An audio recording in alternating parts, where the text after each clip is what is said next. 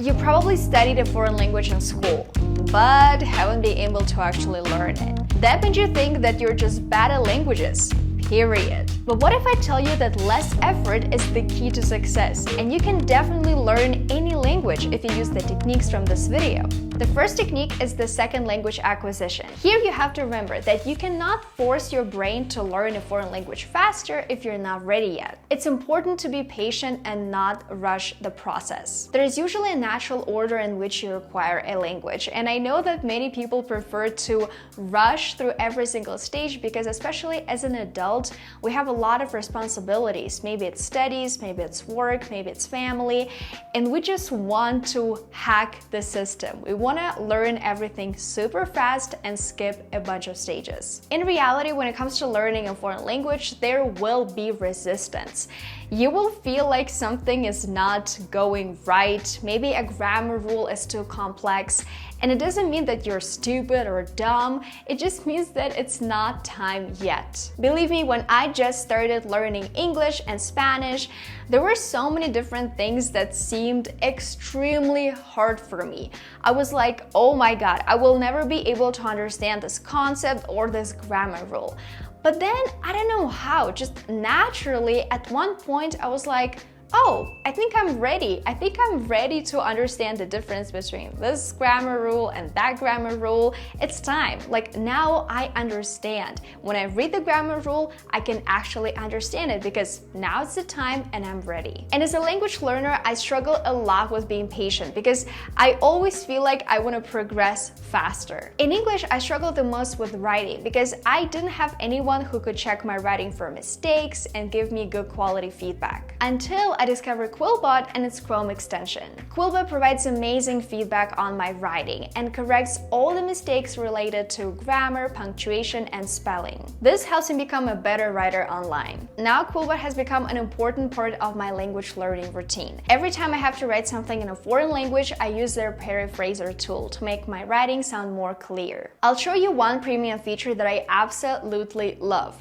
the custom mode of the paraphraser. You can sound like anything or anyone. Let's say you're at a restaurant and you want to sound more polite while ordering. Maybe you want to say, I want coffee, but let's change it up. You can even sound like Shakespeare or write as if you're writing a thesis. The possibilities are truly endless. So if you want to enhance your writing too, make sure to give QuillBot a try completely for free by clicking the link in the description and in the pinned comment. If you wish to go for premium, use my discount code Veronika20 for a 20% discount on your annual subscription. The second technique is comprehensible input. Basically, when you're learning a language, you have to choose the right resources.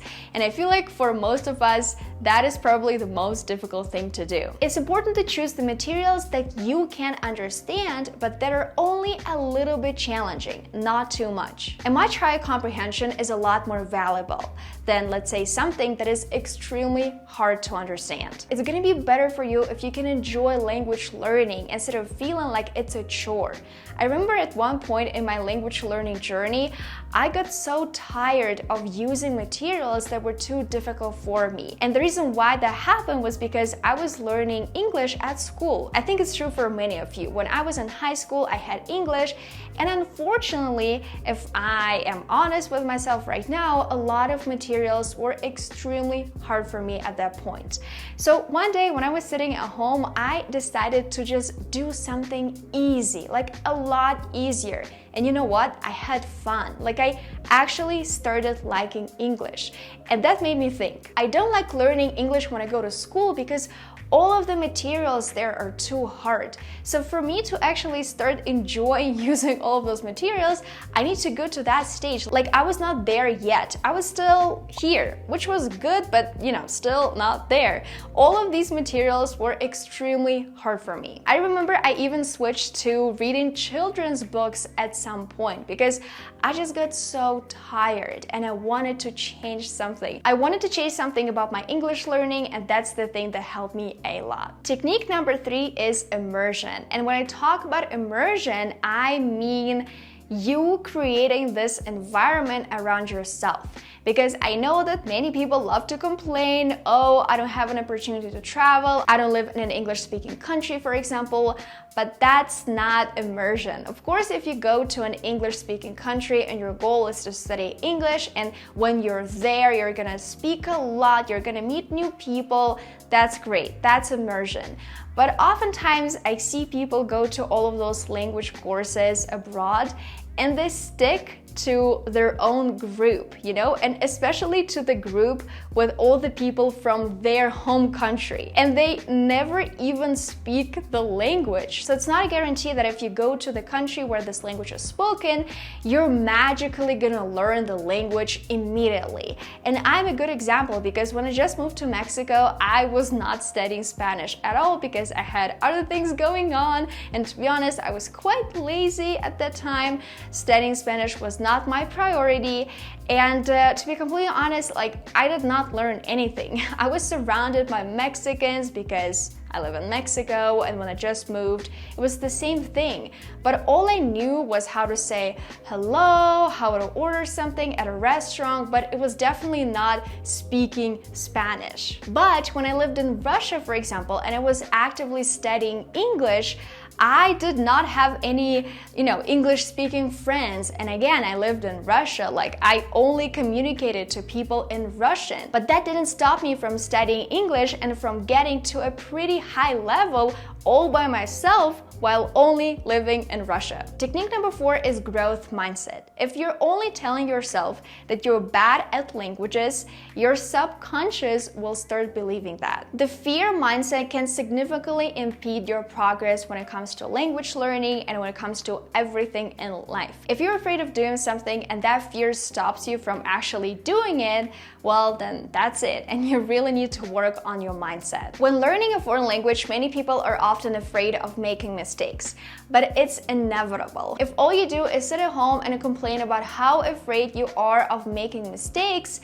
well, this mindset is gonna hinder your progress. You're gonna stop practicing and then you're just gonna stop speaking this language at all. Instead, you should understand that making mistakes is a natural part of the whole journey. Every single person, when learning a language, makes mistakes. We're all not perfect. Everyone makes mistakes. Every single language learner, you're not unique here. I always try to look at mistakes as opportunities to learn something. If I make a mistake and someone corrects it, I always ask them, oh, why was that a mistake? For example, I didn't understand. Or I try to ask ChatGPT, or I Google it. Because again, if you change your mindset, if you stop being afraid of making mistakes, you can actually grow from them. Many learners are often afraid of being judged by native speakers and other learners for their language abilities. This fear of negative evaluation can lead to a lack of confidence.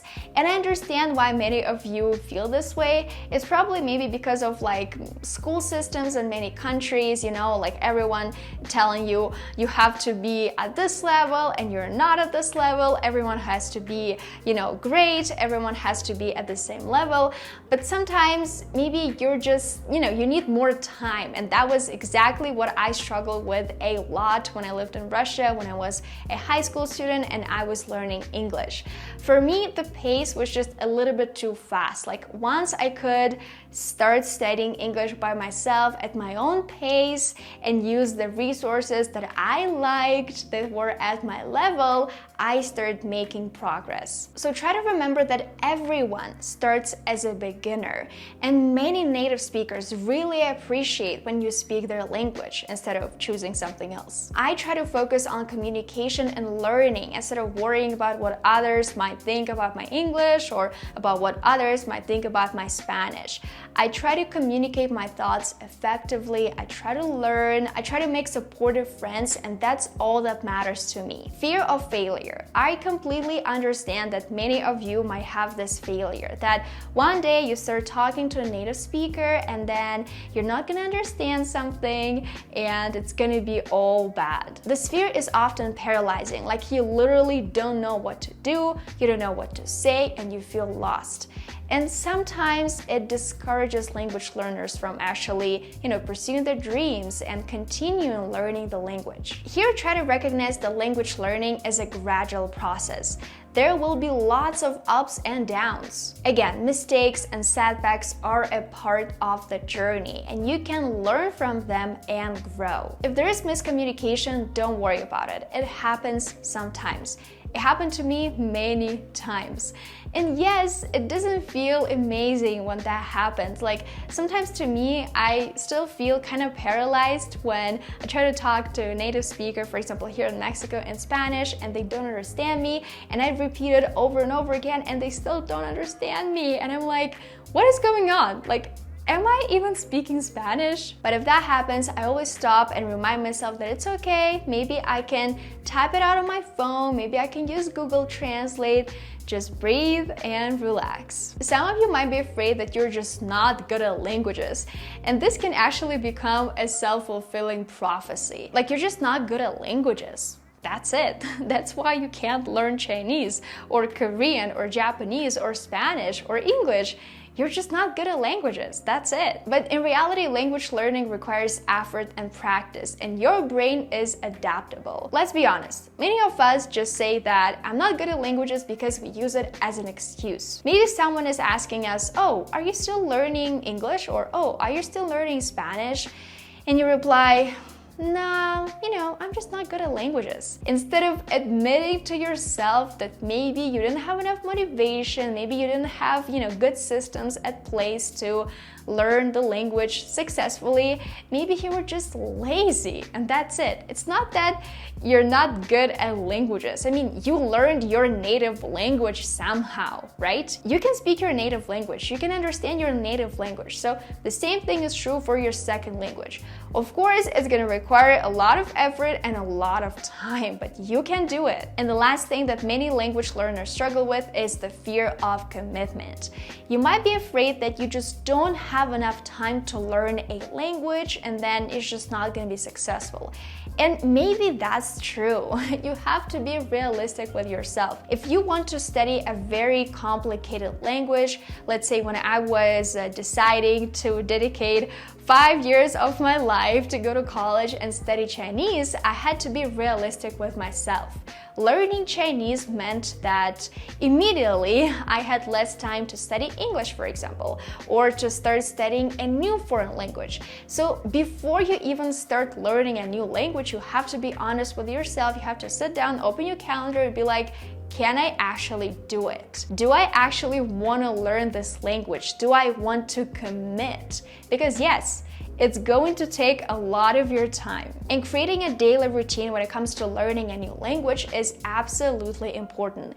If you know that right now you just can't, you won't be able to create this daily routine and stick to it, then maybe it's not time yet. For example, that's what's happening to my Chinese right now.